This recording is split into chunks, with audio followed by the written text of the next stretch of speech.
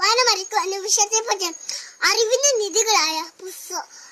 നിധികളായ പുസ്തകം സംശയിക്കുന്ന ഗ്രന്ഥശാലയോട് പറഞ്ഞാൽ തീരാത്തയാണ്. കുഞ്ഞുണ്ണി മാഷിന്റെ ഭാഷയിൽ പറഞ്ഞാൽ വായിച്ചാലും വളരും, വായിച്ചില്ലെങ്കിലും വളരും.